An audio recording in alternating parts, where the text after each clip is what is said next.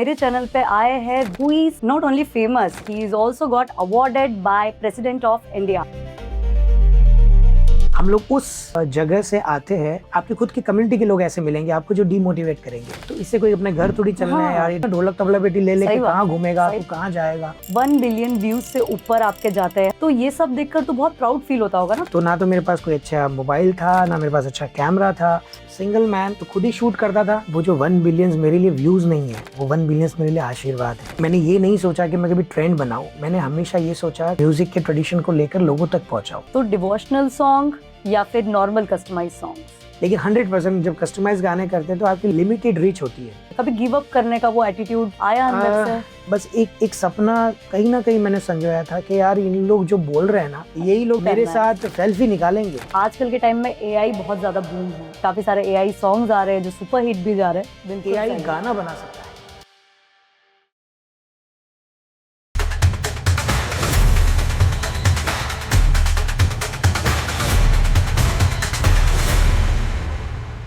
Hello everyone, this is मल्टीम्यूज दिशा और मेरे channel पे आए हैं Vicky D Parekh, who is famous in entertainment and singing industry. Not only famous, he is also got awarded by President of India. So let's discuss with him what is his journey about और उन्होंने कैसे अपना पूरा career start किया। Hi Vicky. Hello जी। Thank you so much for coming on my podcast. Thank you so much. So Vicky, I would like to understand from the start to start से start करते हैं अपन कि आपने अपनी journey start की, आपका जन्म हुआ राजस्थान में, राइट? करेक्ट।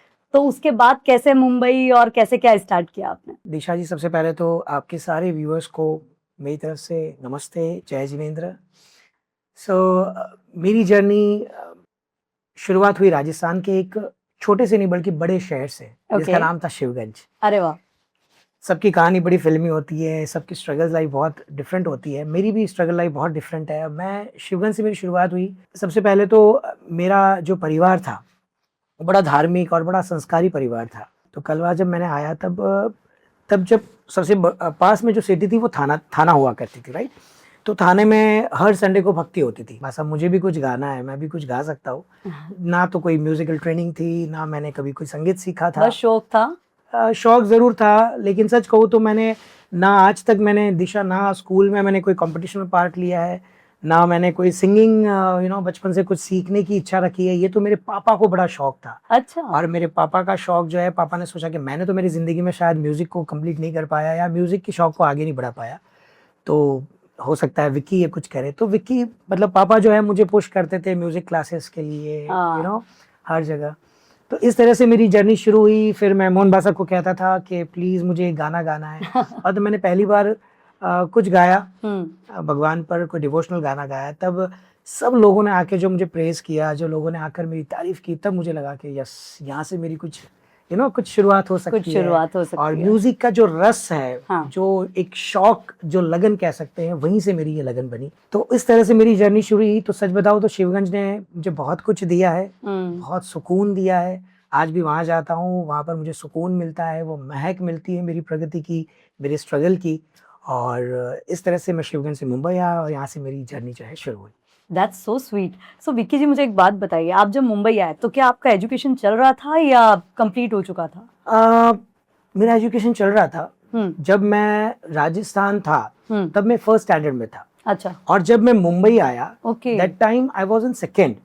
लेकिन सबसे बड़ी ट्रेजेडी दिशा मेरे साथ ऐसी हुई है कि जैसे ही मैं मुंबई आया, अब राजस्थान का एजुकेशन इज लाइक वहाँ पर लगभग मारवाड़ी बोलते थे स्कूल में। करेक्ट। हिंदी भी ठीक से नहीं आती थी। सही बात। तो मैं उस समय की बात कर रहा हूँ। तो जब मैं मुंबई आया तो मुझे सेकंड स्टैंडर्ड में इंग्लिश मीडियम में डाल दिया। अरे बाप रे। अब आप समझ सकते हो कि एक मारवाड़ी बच्चा अचानक इंग्लिश स्कूल, हिंदी भी नहीं, सीधा इंग्लिश में, वो भी सेकंड स्टैंडर्ड में। तो मुझे जब टीचर बोलती थी सिट डाउन तो मैं बैठ जाता था। सिट बोलता तो स्टैंड अप बोलो तो सिट। मुझे बिल्कुल भी इसमें समझ नहीं आता था। सही बात। तो मैं बहुत प्रेशर लेता था। सो आपका जो स्ट्रगल था वो आपके पढ़ाई वाले दौर से ही था? बिल्कुल था। बिकॉज मैं जिस कंडीशन से आ रहा हूँ, मैं और उसके पहले लेके जाना चाहता हूँ। शिवगंज से पहले हम लोग एक छोटी से गांव में रहते थे जहाँ पर नाम है रघुनाथपुरा। अच्छा। It's a very very small town, जहाँ पर कहते हैं सीमेंट के घर भी नहीं है, जो काउडंग के जो घर बनते थे ना। करेक्ट। वो टाइम ऐसा था जहाँ पर पहनने के कपड़े भी ठीक से नहीं थे। अरे बाप रे। यस।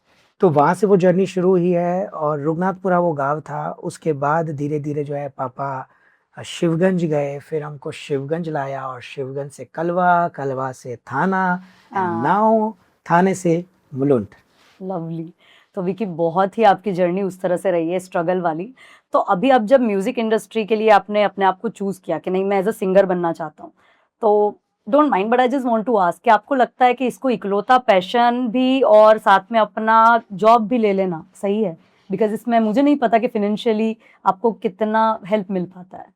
मैंने हमेशा म्यूजिक को एक साधना मानी है। हम्म। मैंने ये नहीं सोचा कि मैं कभी ट्रेंड बनाऊं, मैंने हमेशा ये सोचा कि वो ट्रेडिशन जो है म्यूजिक के ट्रेडिशन को लेकर लोगों तक पहुंचाऊं, क्योंकि सिर्फ मेलोडी बनाना इंपॉर्टेंट नहीं है, मेलोडी के साथ मेमोरीज बनाना भी बहुत इंपॉर्टेंट है। और True. मुझे लगता है कि वो सारी जो चीज़ें हैं वो आपके इनबिल्ट वो पहले तैयार होती है, यू नो, एक टाइप का एक शौक आपके म्यूजिक से तैयार होता है।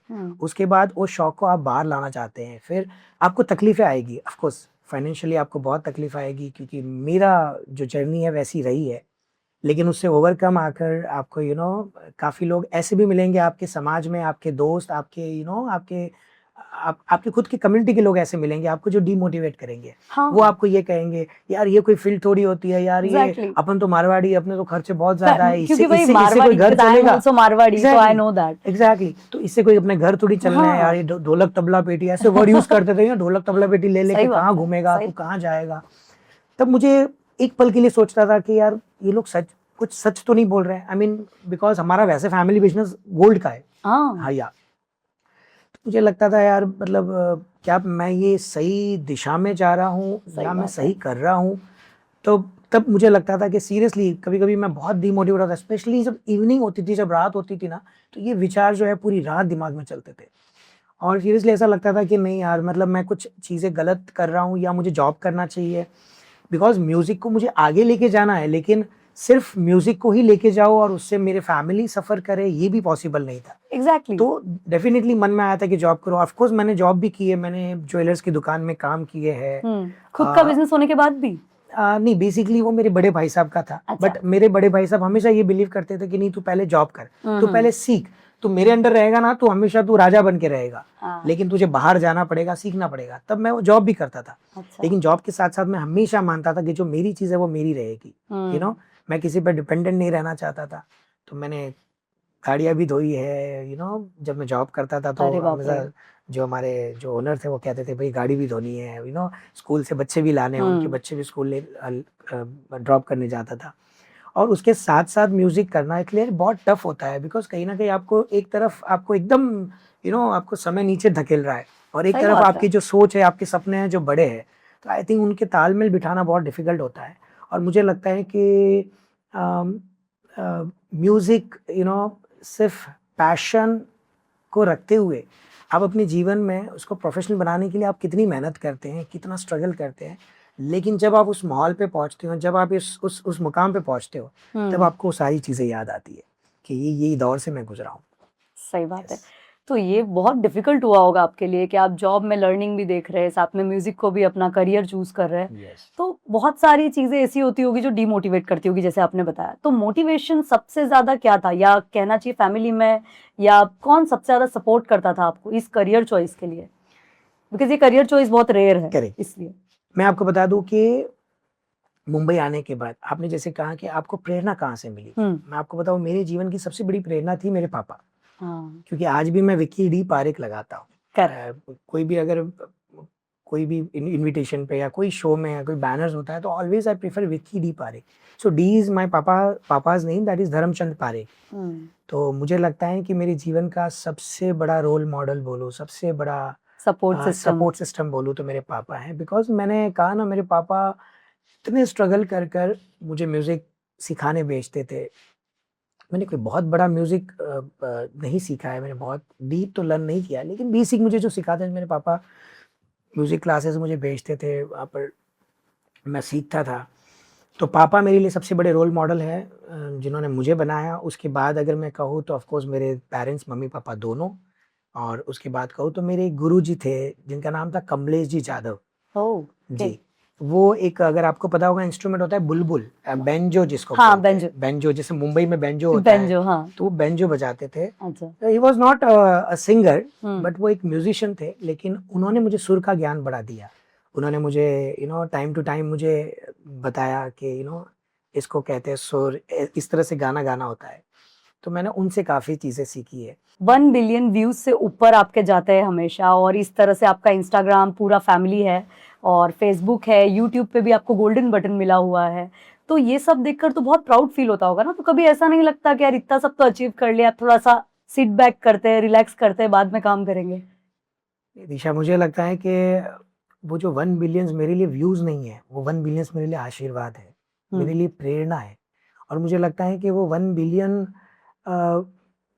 मैं हमेशा कहता हूँ कि व्यूज मेरा टारगेट नहीं है, मेरे लिए वैल्यू टारगेट है। करेक्ट। आपके व्यूज कितने आते हैं ये मैटर नहीं करता है, आपकी वैल्यूज आप कितनी बढ़ा रहे हो उस व्यूज से, तो वो मेरे लिए मैटर करता है। तो 1 बिलियन मेरे लिए आशीर्वाद है, 1 बिलियन मेरे लिए प्रेरणा है, 1 बिलियन मेरे लिए आशीर्वाद है। और मुझे लगता है कि वो आशीर्वाद हर किसी को नहीं मिलता है। I am the luckiest one जिसको ये सब चीज़ें मिली है। और लेकिन ऐसा है, गोल्डन बटन भी मिल गया यूट्यूब पर आपको। गोल्डन बटन मिला है, वो तब मिलता है जब आपके 1 मिलियन सब्सक्राइबर्स पूरे होते हैं। Exactly, 1 exactly. बिलियन। तो कितना पेशेंस रखा होगा उसके लिए आपने? ऑफ कोर्स, क्योंकि मुझे लगता है कि मैं बीइंग अ जैन, मैं जैन में ज्यादा मैं प्रोग्राम्स करता हूँ, मैं फैमिली रिलेशंस पे ज्यादा प्रोग्राम करता हूँ। मुझे लगता है मैं जैन में इकलौता सिंगर हूँ जिसके पास 1 मिलियन सब्सक्राइबर्स है। मुझे बड़ी खुशी होती है। और मैंने सच बताऊं, मैंने जीवन में कभी नहीं सोचा था कि ऐसे व्यूज वगैरह भी होंगे। मतलब वीडियोस बनाना बहुत दूर की बात थी, ये व्यूज और 1 बिलियन व्यूज, ये तो बहुत दूर की बात है। इतना पेशेंस रखकर कंसिस्टेंटली चीजों को परफॉर्म करना और उसको अपलोड करना, वो पूरा एक टीम वाला काम होता है। तो आपने पहले इंडिविजुअली स्टार्ट कर लिया था या फिर टीम रख ली थी शुरू से ही? दिशा, सच बताऊं, मैंने मेरी लाइफ में जब से मैंने शुरुआत की थी, मेरा चैनल करीबन 17 इयर्स ओल्ड है। 17 साल से मैं इस फील्ड में हूँ। करेक्ट। मैंने यूट्यूब तब शुरू किया था जब मुझे लगता है कि किसी के चैनल्स हुआ ही नहीं करते थे, सिर्फ एग्जिस्टेंस नहीं। जैसे मोबाइल में अभी इनबिल्ट यूट्यूब आता है, उस समय यूट्यूब इनबिल्ट नहीं आता था। एक एक्सटर्नल ऐप हुआ करता था, या आपको इंटरनेट पे जाके youtube.com जाकर उसको सर्च करना पड़ता था, तब आपको वीडियोस दिखते थे। उस समय बड़े बड़े चैनल्स होते थे, टी सीरीज, टिप्स, वीनस, ये बड़े बड़े म्यूजिकल चैनल्स होते थे। ये इंडिविजुअल चैनल्स तो होते ही नहीं थे। मैं उस समय की जर्नी की बात कर रहा हूँ। जब मैंने शुरुआत की तो ना तो मेरे पास कोई अच्छा मोबाइल था, ना मेरे पास अच्छा कैमरा था, ना मेरे पास कोई स्क्रिप्ट थी, ना मेरे पास कोई स्टाफ था। I was the single man जो खुद ही शूट करता था, सामने जाके कैमरा लगाता था। देखे यहाँ पर गाना गा लेता था। अगर आपने मेरे 8-10 ईयर्स पहले के अगर वीडियोस देखोगे, तब मैं यही करता था। मैं कैमरा वहां पर जाके लगा देता था। फिर बड़ी मुश्किल से तो वो कैमरा खरीदा था, बड़े जुगाड़ करके वो पैसों का। तो मैंने वो कैमरा लगाया, फिर मैं खुद जाकर वहाँ पे सीट पे बैठता था, गाता था, खुद ही उसको एक्सप्रेशन देता था, खुद ही करेक्ट करता था, नहीं ये ठीक नहीं है, ये ठीक नहीं है। उसको 10 बार रिकॉर्ड करता था। फिर एडिटिंग भी मैं करता था, उसको अपलोड भी मैं करता था। इसलिए सच कहूँ ना, आज मेरी टीम, जो आज की तारीख में ऑफ कोर्स मेरे साथ टीम है, जो मेरे गाने लिखती है, मेरा म्यूजिक बनाती है, जो सोशल मीडिया पर मेरी चीज़ें अपलोड करती है। और तब मुझे लगता है कि ये सब चीज़ें मैंने खुद ने सीखी है, तो अब मुझे कोई बेवकूफ़ नहीं बना सकता। कोई नहीं बना सकता। कोई मेरा एडिटर भी होगा, मेरे ग्राफिक डिजाइनर होंगे, या मेरे कोई भी वीडियो एडिटर होंगे ना, वो ये नहीं कि विकी जी को कुछ भी चीज दे दी और विकी जी एक्सेप्ट कर लेंगे, नहीं। बिकॉज मैंने वो सारी चीजों को जिया है, मैंने वन मैन आर्मी की तरह वो सब किया है। तो मुझे वो सारी चीजें पता है, चाहे वो म्यूजिक प्रोडक्शन हो, चाहे वो म्यूजिक मिक्सिंग मास्टरिंग हो, चाहे वो शूट हो, एडिट हो, कैमरे के अंदर क्या डिटेलिंग होती है, उसके लेंसेज कौन सी होती है, कौन सा कैमरा होता है, ये सारी चीजें मुझे पता है। सो ये मुझे लगता है कि आपको समय के साथ सब कुछ सीखना पड़ता है, और कभी कभी समय आपको सब कुछ सिखा देता है। बिल्कुल सही बात है। और कस्टमाइज सॉन्ग्स आपके इतने ज्यादा फेमस है, जैन रिलीजन में तो है ही, उसके अलावा कम्युनिटी के बाहर भी आपने कई सारे सॉन्ग्स गाए जो कि काफी सोशल मैसेजेस भी देते हैं। करेक्ट। और बॉलीवुड में भी आप एंट्री कर रहे हैं और कर चुके हैं काफी हद तक। So just would like to know कि कैसा डिफरेंस रहा, मतलब आपके लिए डिवोशनल सिंगिंग ज्यादा इंटरेस्टिंग रहा, ज्यादा पैशनेट रहा, या बॉलीवुड में कुछ और कस्टमाइज सॉन्ग्स क्रिएट करना?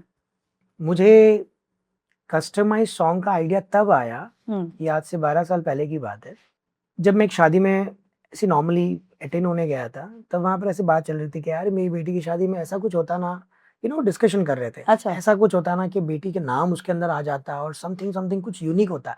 बाकी बॉलीवुड के गाने तो हम हर कोई लगा रहा है, हर कोई इस पे एंट्री कर रहा है, हर कोई इस पे वरमाला कर रहा है। कुछ ऐसा होता तो बड़ा मजा आ जाता। तो मैंने वो बात जो है अपने कान में डाली, मैंने कहा यार ये आइडिया तो बड़ा अच्छा है। तो मैं ना क्यों ना मैं शुरुआत करूँ, शायद मेरे लिए भगवान ने ये चीजें छोड़ी थी। कस्टमाइज और पर्सनलाइज सॉन्ग कि जिसके अंदर बिकॉज ये गाने हर कोई व्यक्ति ये फील कर सकता है कि मेरे लिए बना है, पूरे यूनिवर्स में ये गाना मेरा है, बिकॉज उसके अंदर नाम है उसका, बिल्कुल बिल्कुल। सो जब भी ये गाने हमने बनाने शुरू किए तब सबसे पहले तो दिशा मैंने वो खुद गाने बना के मेरे पास रखता था, मैंने सिर्फ ट्राई किया। अच्छा। क्योंकि मेरे पास कोई कस्टमर नहीं था। किसी को मैं 5 रुपए भी मांगू तो कोई मुझे उस समय नहीं देने वाला था, राइट। उस समय अपने गाने बनाकर मेरे पास रखता था, सिर्फ फिल इन द ब्लैंक्स छोड़ देता था।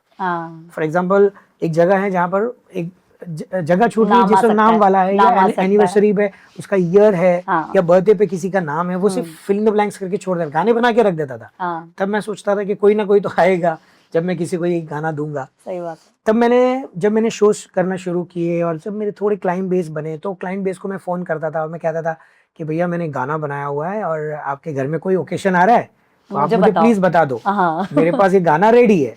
रेडी नहीं बताता था, मतलब गाना मैं बना सकता हूँ, बिकॉज रेडी बोलूंगा तो वो ऑलरेडी मेरा नाम नहीं है, कोई एक्सेप्ट भी नहीं करेगा। करेक्ट। तो मैं हमेशा फोन करता था, तो बड़ी मुश्किल से उनको आता हाथा जोड़ी कर करके, भाई प्लीज यार मेरा गाना बना है, आप बोलो तो आपके घर में कोई बर्थडे आ रहा है तो मैं बना के दे दूंगा आपको। तब मुझे याद है कि मैंने 1500 उस समय मैं एक गाने का लेता था। वो भी मैं सोचता था कि ये भी मुझे देंगे कि नहीं देंगे। सही बात। तो 1500 रुपया मुझे उस गाने का मिलता था। और वो गाना बना के जब मैंने एक ऐसे गाने पास ऑन करने शुरू किए तब मुझे लगा कि ये लाइफ का लोगों की मेमोरीज का सबसे बड़ा गिफ्ट हो सकता है। बिकॉज आप कोई कार दोगे तो वो जूनी हो जाएगी।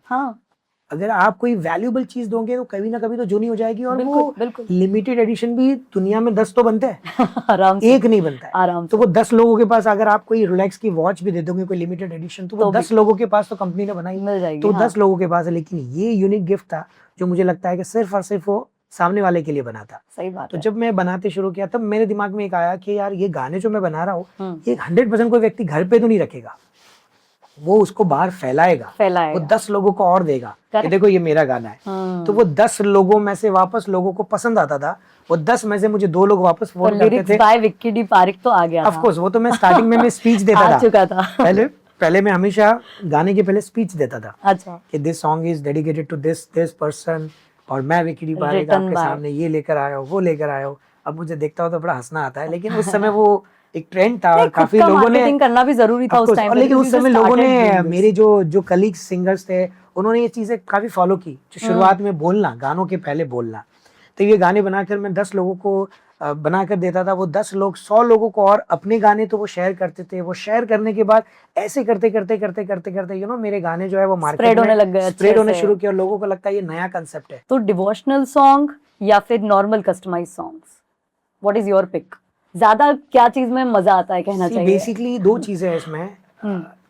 एक होता है किसी की खुशी के लिए करना, एक होता है अपने लिए करना। हाँ, मैं वही पूछना दोनों में दिल तो जुड़े हैं। दोनों में दिल जुड़े हैं, ऐसा नहीं है कि एक का दिल नहीं जुड़ा है, दोनों गानों में दिल जुड़ा है। लेकिन 100% जब कस्टमाइज गाने करते हैं तो आपकी लिमिटेड रीच होती है। हाँ, बिकॉज वो गाना वहीं तक रहेगा, भी उसका नाम है तो वो कोई दूसरा यूज नहीं कर पाएगा, वो सिर्फ उसके लिए है। लेकिन जब नॉर्मल सॉन्ग की बात आती है तो डेफिनेटली वो बहुत स्प्रेड होता है, लोगों तक पहुंचता है। जैसे आपके सोशल मैसेज वाले सॉन्ग्स है, काफी मैंने गाने बेटियों के हैं, पापा के हैं, दिशा, मुझे लगता है कि ऐसा कोई गाना नहीं होगा जो मेरे पास नहीं होगा। एग्जैक्टली। किसी के जीवन में वो जन्म से लगाकर, अगर वो भगवान के पास भी सारे डेज मना लो, सारे डेज मना लो, मेरे पास सब कुछ है। बेटी के लिए चाहे डॉटर्स डे मिल जाएगा, मदर्स डे मिल जाएगा, भाभी पर मिलेगा, देवर पर मिलेगा, जेठानी पर मिलेगा, मम्मी पापा, मुंडन पे मिलेगा, सारे रिश्तों को, सारे रिश्ते, सारे ओकेशन, महाशिवरात्रि बोलो, जन्माष्टमी बोलो, एवरीथिंग। तो ये बहुत लंबी जर्नी है। लोगों को सिर्फ आज तरक्की दिख रही है, आज विकी जी जो है वो ऐसे कर रहे हैं, वो कर रहे हैं, फ्लाइट में उड़ रहे हैं, ये कर रहे हैं, बड़े शोज कर रहे हैं।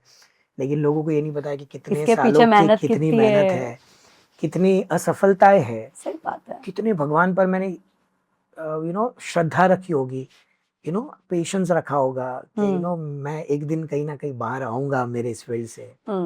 जैसे चैलेंजेस तो बहुत हुए, लेकिन कभी कोई हर्डल या चैलेंज ऐसा आपको याद आ रहा है कि जिसके बाद आपको लगा हो यार इससे अच्छा तो मैं बड़े भैया के साथ बिजनेस कर लेता, या वो जो जॉब कर रहा था वही कंटिन्यू कर लेता तो अच्छा था? कभी गिव अप करने का वो एटीट्यूड आया अंदर से? मैं निराश बहुत होता था, हम्म। बड़ा पॉजिटिव नहीं था। कुछ भी चीज मुझे कोई बोल देता था। मैंने जैसे आपको शुरुआत के पॉडकास्ट में मैंने कहा था कि मेरे ही एकदम नजदीक वाले लोग जब उनके साथ बैठता था तो पेटी लेकर कहाँ जाएगा, वो यार ये कोई फील्ड थोड़ी होती है, ये थोड़ी कोई गाया जाता है, ये कोई अपना बिजनेस है क्या यार। तब मैं सच में डीमोटिवेट बहुत होता था। लेकिन मुझे उसके साथ साथ बस एक सपना कहीं ना कहीं मैंने संजोया था कि यार इन लोग जो बोल रहे हैं ना, यही एक दिन आके मेरे साथ सेल्फी निकालेंगे। यही लोग मेरे आकर मुझे फोन करेंगे, भाई तेरी भक्ति में आगे की जगह मिलेगी क्या। बहुत अच्छी बात है। मैं ये हमेशा ये सोचता था, मतलब डीमोटिवेट होता था। मैं ये नहीं कहूंगा कि मैं नहीं होता था, मैं बहुत होता था, क्योंकि मेरी फैमिली बैकग्राउंड वैसा था। तब मुझे लगता था हाँ, एक तो आपके बैकग्राउंड बहुत स्ट्रांग हो ना, जैसे आपकी बहुत रिच फैमिली हो तो आपको कोई प्रॉब्लम नहीं, आपके 2-3 बार आप असफल भी हो जाओ तो क्या फर्क पड़ता है, तो क्या दिक्कत है, कोई प्रॉब्लम नहीं है। लेकिन मुझे लगता था कि मेरे पास जो भी है वो एक ही मौका है, अगर वो मैंने खो दिया तो मेरे घर वाले भी मुझे, अब तो बाहर वाले दे रहे थे, फिर मुझे घर वाले देंगे, और शायद जब बाहर वालों को तो फिर भी मैंने संभाल लिया, और जब घर वाले अगर ताना देंगे तो मैं बहुत टूट जाता। तब मुझे लगता है कि उसके बाद मेरे जीवन में चैलेंजेस तो काफी आए। उसमें से काफी चैलेंजेस ऐसे हैं, जैसे कि एक चैलेंज ऐसा था कि जिसमें शुरुआत में मेरी काफी म्यूजिक में आगे बढ़ गया, मैंने काफी नाम भी कमा लिया, मेरे काफी गाने हिट हो गए। लेकिन जब मुझे मेरी बेटी हीर हो गई थी, आई थिंक मेरी बेटी ने जन्म ले लिया था। हीर उसका नाम हीर, वेरी ब्यूटीफुल नेम, उसका नाम हीर, थैंक यू सो मच। उसका नाम हीर है। तो जब उसने जन्म लिया तब आप बिलीव नहीं करेंगे, एक तरफ तो बेटी के आने की खुशी थी और एक तरफ मेरे गले में कुछ प्रॉब्लम हो गई थी, जिसको कहते हैं vocal polyps. Vocal polyps is like आपके वोकल फोल्ड पे एक छोटा सा बम्प आ जाता है, और वो बम्प जो है वो आपको इतनी तकलीफ देता है कि आपकी आवाज जो है, जैसे दिशा मैं क्या करना चाहता हूँ, इस टाइप से मेरी आवाज एक टाइम पर हो गई थी। वो इसलिए हुई बिकॉज मैं बहुत ओवर यूज करता था अपने वोकल्स का। मैं शोज बैक टू बैक करता था, दिन में 2-2 3-3 शोज करता था, जो गले की कैपेसिटी से ज्यादा भागकर एक्सर्शन बहुत ज्यादा लेता था। तब जाके ये वोकल पॉलिप्स आया, और तब एक पल के लिए लाया कि बस अब मुझे लगता है कि मेरा करियर यहीं तक था, भगवान ने मुझे यहीं तक बनाया। लेकिन उसके बाद मैं डॉक्टर को मिला, डॉक्टर ने कहा कि डोंट वरी, सब चीज़ों का ट्रीटमेंट तो होता ही है। फिर मेरी सर्जरी हुई मेरे गले में वोकल पॉलिप्स की। तो it was very tough time, बहुत लाइफ में स्ट्रगल्स। स्टेशन पे सोना, हर एक किसी के होते हैं, वो रिजर्वेशन डब्बा उस समय नहीं मिलता था, तो लोकल में चढ़ के ट्रैवल करते थे। That is all part of मुझे लगता है कि ठीक है, वो जर्नी फिर भी एक्सेप्टेबल है। उसके बाद आपको कभी ना कभी पैसे आएंगे तो आप एसी में चले ही जाओगे, फ्लाइट में चले ही जाओगे, हो जाएगा किसी लेकिन ये वाली जो चैलेंज होती है ना, जब आपको लगता है कि आपका करियर बिल्कुल स्टॉप होने वाला है, और तब मुझे लगता है कि एक तरफ बेटी आई और एक तरफ ये खुशी, तब मुझे बहुत माइंड में नेगेटिव थॉट्स आते थे, बेटी आई और ये सब हो गया, बहुत नेगेटिव थॉट्स आते थे। लेकिन उसके बाद लगता है कि मेरी बेटी बहुत सही टाइम पे आई, जिसने मुझे फील कराया कि नहीं, अब तुम्हें सर्जरी करानी चाहिए। और उसके बाद का जो दौर है, और मैं आपके सामने बैठा हूँ और बहुत अच्छी आवाज में बात कर रहा हूँ। बिल्कुल बिल्कुल। और आई थिंक हीर के बाद ही आपने ये जिनकी है बेटियां वाला सॉन्ग करा है। नहीं, ये सबसे बड़ा एक एक ऐसा इंसिडेंट है, मुझे लगता है, जो क्योंकि लोगों को यही लगता है शायद बेटी होने के बाद ही ये सॉन्ग, काफी लोगों को ये लगता है कि मेरी बेटी होने के बाद मैंने ये गाना बनाया, जबकि मैं आपको बता दूं ये गाना मैंने बेटी होने के 6 इयर्स पहले बना दिया था। 6 साल पहले मैंने गाना बना दिया था। और जब मैंने ये गाना बनाया तब आप उसके लास्ट अंतरे की एक लाइन है, पारेक नसीब वाले बेटी पाते हैं। 6 साल पहले मैंने बोल दिया था कि पारेक नसीब वाले बेटी पाते हैं, हाँ, कि मुझे बेटी होने वाली है। आई मीन सोचा नहीं था, लेकिन वो गाने में ऐसे वर्ड आ गए। और जो राइटर जिन्होंने लिखा उनका नाम था प्रदीप जी डालावत, जिन्होंने जैन समाज में इतने गाने दे दिए हैं, इतने गाने, वो भी निस्वार्थ भाव से। उन्हीं के ये लिरिक्स थे, जिनको है बेटियां, जिनका मैं बहुत सम्मान करता हूँ। और उन्होंने मुझे जब लिरिक्स लिए तो उन्होंने नीचे ये ऑटोमेटिक, पता नहीं उनके दिमाग में क्या आया होगा, उन्होंने लिख दिया पारेक नसीब वाले बेटी पाते हैं। मैंने गा तो दिया है, मैंने तो ऐसे फ्लुक में वो सब चीजें कोई ना देखी ना सोची ना समझी, बहुत ब्यूटीफुल गा दिया मैंने। और उसके बाद मुझे जब 6 साल के बाद बेटी हुई, तब मुझे एहसास हुआ कि उस समय मैंने ये पहले ही बोल दिया था कि मुझे बेटी होने वाली है। पहले से ही पता था कि क्या होने वाला है। जैन सॉन्ग्स तो आपने बहुत गाए, बहुत कस्टमाइज सॉन्ग्स भी गाए, काफी कुछ अचीव कर लिया है, और आपको अवार्ड भी मिला है जो कि हमारे इंडियन प्रेसिडेंट ने आपको दिया है। तो I just would like to know more about it, कि कैसे क्या भाव थे उस टाइम पे आपकी इमोशनल जर्नी कैसी रही, क्योंकि इतना बड़ा अचीवर अवार्ड आपको मिला। मैंने आपको पहले भी कहा था कि मैं कभी मेलोडी नहीं बनाता हूँ, मैं मेमोरीज बनाना चाहता हूँ। और Correct. मेरे जीवन में सबसे बड़ी मेमोरी थी जब राष्ट्रपति जी ने उनके हाथों से मुझे सम्मान दिया, you know, in Jain field for best you know music आपने जो प्रमोट किया है। और आपकी कंसिस्टेंट परफॉर्मेंस और जो प्लेटफॉर्म्स पे Yes. आप है वो भी एक रीजन था इस अवार्ड का। करेक्ट। सो आई थिंक कभी कभी लगता है कि यू नो सिर्फ आपको अवार्ड मिलने तक आप सीमित नहीं रहना चाहते, यू नो अवार्ड मिले वही आपकी संतुष्टि और वही सफलता नहीं है। मुझे लगता है कि जब आप म्यूजिक के साथ साथ जब लोग ये कहें कि यार इस गाने से मुझे शांति मिलती है, तब मुझे लगता है कि वो असली सफलता है। करेक्ट। और जब राष्ट्रपति जी मुझे दिल्ली से फोन आया जी, इसके पीछे सबसे बड़ा हाथ था Subhash ji Oswal. I just want to take his name. उनका नाम लेना बहुत ज़्यादा ज़रूरी है। सुभाष जी ओसवाल, जिन्होंने मुझे जब राष्ट्रपति जी का वहाँ पे जब हॉस्पिटल की बहुत बड़ी ओपनिंग थी, उसका यू नो जीर्णोद्धार नहीं कह सकते उसको क्या बोलते हैं, उद्घाटन एग्जैक्टली। जब हॉस्पिटल की उद्घाटन थी तो मुझे बुलाया गया और मुझे कहा गया कि वहाँ पे राष्ट्रपति जी भी आ रहे हैं और विकी मैं राष्ट्रपति जी के हाथ से आपको सम्मान जरूर दिलाऊंगा। ये उनका प्रॉमिस था और मुझे आज भी याद आता है कि उन्होंने अपना प्रॉमिस निभाया। जब राष्ट्रपति जी के सामने गए तो मेरे एक पल के लिए मेरे सारे जो पुरानी जो हिस्ट्री थी, जो मुझे कपड़े भी नहीं थे पहनने को, खाने को नहीं था, सब फ्लैशबैक हो गया एक सेकंड के सामने। और कभी जीवन में सोचा नहीं था कि राष्ट्रपति जी के सामने खड़ा रहने का भी मौका मिलेगा, यू नो उनके सामने एज ए ऑडियंस में बैठने का मौका मिलेगा। तो मैं एक चीज आपसे पूछना चाहूंगी, आपने इतने रिश्तों पे गाने बनाए हैं, क्या आपने अपनी वाइफ पे, अर्धांगिनी पे भी कोई गाना बनाया है? ऑलमोस्ट एवरी रिलेशन है। मैंने बेटी पर भी गाने बनाए, मैंने अपने मम्मी पापा पे बनाया और साथ साथ में अपने धर्मपत्नी में बनाया, क्योंकि ऑफ कोर्स बनाने जरूरी है। क्योंकि आप समझ सकते हो कि पूरी दुनिया पर बनाया और पत्नी पे नहीं बनाया तो कैसे होगा? वो तो बहुत डेंजर हो जाएगा। जब मेरी पत्नी जब हमारी शादी हुई, हमारी एनिवर्सरी थी, तब मैंने गाना बनाया। उसके बाद एक और गाना बनाया और उसके बाद जब मेरी हीर होने वाली थी तब प्री प्रेगनेंसी सॉन्ग मैंने बनाए थे दो। तो ये ब्यूटीफुल जर्नी थी मेरी वाइफ उनका आपकी लाइफ में, आपके करियर में कैसा सपोर्ट रहा? बिकॉज एक सिंगर की वाइफ होना गर्व भी होता है और कई सारे चैलेंजेस भी होते हैं। करेक्ट। तो कैसे उनका साथ रहा? मैं बहुत सम्मान करता हूँ मेरी वाइफ का। सम्मान इसलिए नहीं कि मेरी वाइफ है, इसलिए नहीं कि वो जर्नी में मेरे साथ थी, इसलिए जब मैं कुछ नहीं था तब उसने मुझे एक्सेप्ट किया। कुछ नहीं था का मतलब ये है कि जब मेरे पास ना मैं फाइनेंशियली स्ट्रांग था, ना मेरे पास नाम था, और तब मुझे उसके साथ साथ उसके मम्मी पापा यानी मेरे सास ससुर की भी रिस्पेक्ट बढ़ती है। करेक्ट। लेकिन कई लोगों ने कहा था कि आप किसके हाथ में अपनी बेटी दे रहे हो। सही बात है, जो अभी भी उस टाइम पे मेरा स्ट्रगल चल रहा था। और म्यूजिक फील्ड या सिंगर कोई बहुत बड़ी लोगों के लिए एक माइंड में वो सेट नहीं था लोगों के म्यूजिक मतलब कोई इंसान बहुत कमा सकता है, म्यूजिक कोई बहुत बड़ा आपके जीवन में करियर बन सकता है, किसी ने नहीं सोचा था। तब सब लोग नेगेटिव बोलते थे, अरे ये तो सिंगर है, ये टेम्पररी फील्ड है, इसमें क्या होगा क्या नहीं होगा नहीं। लेकिन उस समय उनके मम्मी पापा ने ये सोच के दिया होगा कि ये फ्यूचर में कभी जाके कोई बहुत बड़ा तरक्की करेगा या बहुत बड़ा सिंगर बनेगा, तो उनकी बेटी जो है वो खुश रहेगी। तो उस समय मेरे सास ससुर की बहुत, और मेरे नज़दीक वालों में किसी ने मेरे सास ससुर को कहा था कि आप बेटी की शादी करवा, लेकिन उसका घर है क्या? पूछा है आपने उसका घर है क्या?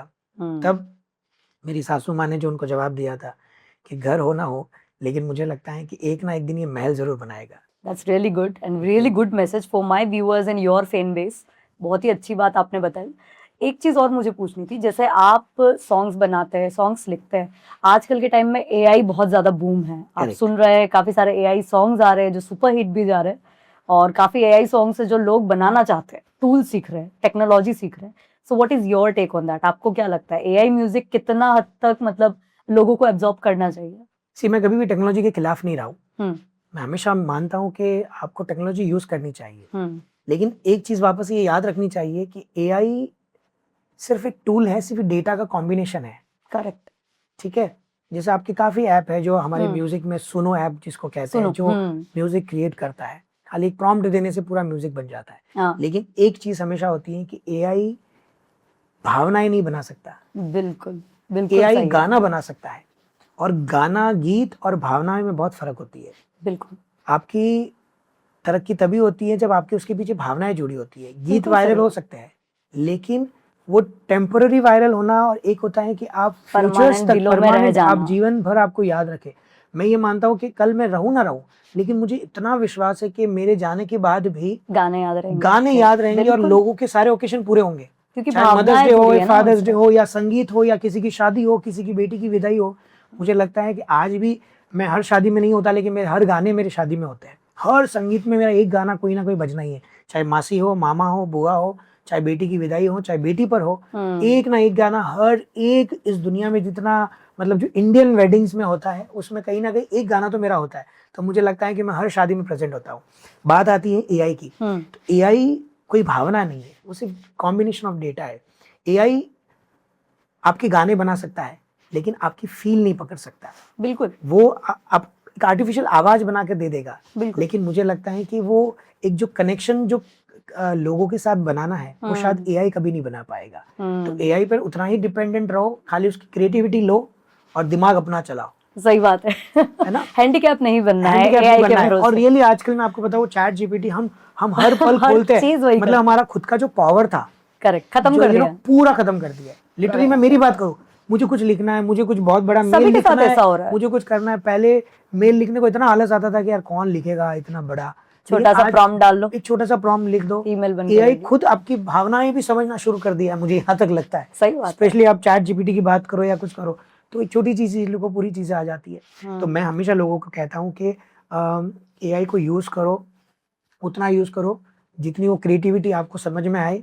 और मुझे लगता है कि पूरा डिपेंडेंट रहना एआई पे, दैट्स नॉट एक्चुअली उसका असिस्टेंस लो, बट उसके Correct. लिए पूरी तरह से डिपेंडेंट मत पूरा हो जाओ dependent मत कि हो अपनी जाओ। क्रिएटिविटी और क्यूरेशन वाली चीज ही खत्म हो जाए। और इमोशंस तो डेफिनेटली एआई हो या कोई भी टेक्नोलॉजी नहीं आ जाए, इमोशंस कोई भी कैच नहीं कर सकता। There is a lot of thing, बहुत सारी चीजें होती है। आपने तो इतनी सारी भावनाओं के साथ सॉन्ग्स बनाए हैं, डिवोशनल सॉन्ग भी बहुत अच्छे हैं, कस्टमाइज सॉन्ग्स भी आपके बहुत अच्छे हैं, और सारी चीजें सुपर हिट है। और हम तो यही आशा करेंगे कि और भी आप उन्नति करें। अभी आगे का विजन क्या है आपका? कुछ प्लान्स है आपके कि और कोई सॉन्ग्स आने वाले हैं, कस्टमाइज सॉन्ग्स, या ऐसा कुछ रिवील करना चाहेंगे आप? डेफिनेटली मुझे लगता है कि गाने तो मेरे ऑन प्रोजेक्ट्स में काफ़ी है, काफ़ी चीज़ों पर मैं काम कर रहा हूँ। मुझे लगता है कि जो जो मैंने टॉपिक अब तक टच नहीं किया था वो सारी टॉपिक्स में छेड़ रहा हूँ। जैसे जमाई पर एक गाना आ रहा है, अरे वाह, आने वाले टाइम पर। नानी पर गाना आ रहा है। नानी पर ऑलरेडी मेरे गाना है एक, लेकिन आई थिंक मुझे लगता है कि और कलेक्शंस होना चाहिए। लोगों को नानी के प्रति जो फीलिंग्स है वो और बढ़नी चाहिए मेरे सही गानों से। बात है। तो नानी पर गाना आ रहा है, और ऐसे काफ़ी प्रोजेक्ट्स है, डिवोशनल प्रोजेक्ट्स है।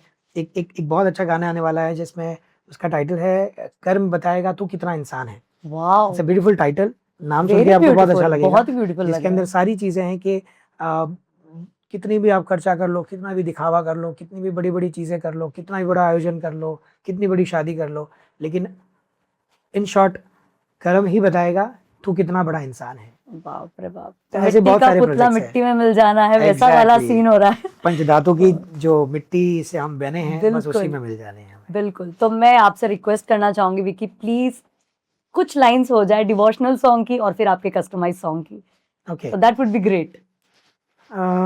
ओके, सबसे पहले मैं ऑफ कोर्स मैं बेटी पर गाना चाहूँगा। बिल्कुल बिल्कुल। क्योंकि मेरे लिए बहुत स्पेशल है और बेटी ने मेरे लिए प्रेरणा है। हम्म, बेटी ने मुझे बहुत आगे बढ़ाया मैं कहूँगा, क्योंकि मैंने आपको इंसिडेंट जो जाहिर किया कि बेटी आने के बाद वो सर्जरी बहुत ही हुई, उसके खूबसूरत बाद है, मेरे जीवन में टर्न अप हुआ। बहुत ही खूबसूरत। सो बेटी पर ऑफ कोर्स बहुत एक फेमस गाना है मेरा, जिनको है बेटियां वो ये कहते हैं। तो इस बात से शुरू करना चाहूँगा कि मेरे हाथों की वो सारी लकीरें, मेरे हाथों की सारी उंगलियां, मेरे हाथों की वो सारी उंगलियां उस उंगली से जलती है जिस उंगली को पकड़कर मेरी बेटी चलती है। अरे वाह, यस, बहुत ही सो beauty है। बेटियां बहुत स्पेशल है। हर एक व्यक्ति के लिए बेटी बड़ी इंपॉर्टेंट होती है, और यहाँ तक कि बेटी आने के बाद जीवन में बहुत कुछ बदलाव आता है। तो this song is for my Heer. हंसती है जब बेटियां तो मोती झरते हैं, चलती है लहरा के तो फूल खिलते हैं। हंसती है जब बेटियां तो मोती झरते हैं, चलती है लहरा के तो फूल खिलते हैं। पलके उठाती तो उजाले होते हैं, परियों के देश में वो तो रहते हैं। घर को जन्नत का नाम देते हैं, जिनको है बेटियां वो ये कहते हैं, परियों के देश में वो तो रहते हैं, घर को जन्नत का नाम देते हैं, जिनको है बेटियां वो ये कहते हैं। Thank you. बहुत ही ब्यूटीफुल। अब एक जैन स्तवन हो जाए। ओके, एक गाना जो है अंकुर जी रांका का लिखा हुआ, बहुत, जो दुबई में रहते हैं, बहुत बहुत प्यारे शब्द लिखे।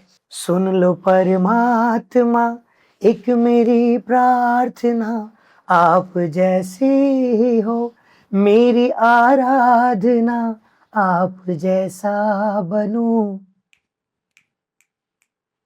सुन लो परमात्मा एक मेरी प्रार्थना, आप जैसी हो मेरी आराधना, आप जैसा बनूं। जग से संयम लिया, धन्य शासन किया, दूसरों के लिए अपना जीवन जिया, आप जैसा जियूं। सुन लो परमात्मा एक मेरी प्रार्थना, आप जैसी हो मेरी आराधना, आप जैसा बनूं। बहुत ही अच्छा विक्की जी, सीरियसली बहुत बहुत ही मजा आ गया। Thank you. तो अब इसी के साथ हम ये पॉडकास्ट एंड करते हैं, but I would like to have more about you, क्योंकि मुझे पता है कि ये कुछ घंटों में भी हमारी शायद सारी जर्नी कवर नहीं हुई है। तो डेफिनेटली हम जल्दी फिर से मिलेंगे और जानेंगे आपके बारे में, आपके अचीवमेंट्स के बारे में। अधिकतर दिशा जी, मुझे लगता है कि संगीत एक सफर, एक ऐसा सफर है जहाँ पर गाने सिर्फ हिट करना नहीं, मैं दिलों को हिट करने निकला हूँ। और मुझे लगता है कि लोगों तक मेरी बात पहुंच जाए, लोगों तक मेरे गाने पहुंच जाए, वहीं से मेरे संगीत की शुरुआत होती है। बिल्कुल। यस। अधिकतर मैंने देखा है कि अवार्ड जो है वो सिर्फ अलमारी में बचते हैं। अवार्ड्स जो है वो सिर्फ अलमारी में बचते हैं, लेकिन मुझे लगता है कि आपका असली अवार्ड तब आपको मिलता है जब लोग आपको दुआओं में याद रखते हैं। सो विक्की डी पारिक ने तो अपनी जर्नी बता दी, जो कि इमोशनल के साथ साथ स्ट्रगलफुल भी थी। मैं जेनजी हो या मिलेनियल हो या जो भी कोई ऐसा सोच रहा हो कि हमको भी सिंगिंग में करियर बनाना चाहिए, so do not hesitate, do practice, be consistent, और जब भी आपको किसी भी गाइडेंस की ज़रूरत हो, विक्की डी पारिक हमेशा आपके लिए अवेलेबल है। बस आप सही तरीके से, सही इंटेंशन से, अपनी लगन के साथ काम करते जाइए। All the best. Thank you.